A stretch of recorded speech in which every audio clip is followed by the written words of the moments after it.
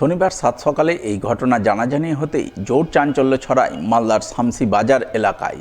জানা গেছে শামসি বাজার এলাকায় রয়েছে দীনবন্ধু রায় নামে এক ব্যক্তির সোনার দোকান। সেই দোকানের দুদিকের দেওয়াল কেটে শুক্রবার গভীর রাতে চুরির ঘটনা ঘটায় দুষ্কৃতীরা।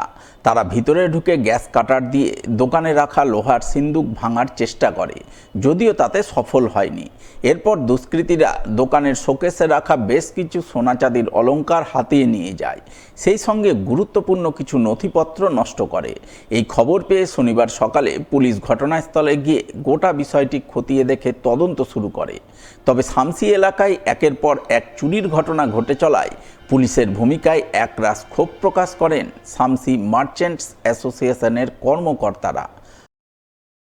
আজকে যেটা ঘটনা ঘটেছে তাতে একটা স্বর্ণকারের দোকানে চুরি হয়েছে গোপাল রায়, এবং খুব ভয়াবহ চুরি। পিছন দিক দিয়ে ঢুকে কেটে আগুন দিয়ে দোকান, তার সিন্দুকটাও ভাঙতে পারিনি। বাইরে যেসব ছিল চাঁদি সোনা ওগুলো চুরি হয়েছে, নথিপত্রগুলো চুরি হয়েছে।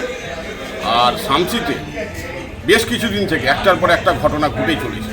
কালকে দুখানা চুরি হয়েছে, তার আগের দিন মন্দিরে চুরি হয়েছে, তার আগের দিন মতিগঞ্জে চুরি হয়েছে, এইভাবে আশ্রম পাড়ায় চুরি হয়েছে। এইভাবে একটার পর একটা চুরি বেড়েই যাচ্ছে। এটা কেন?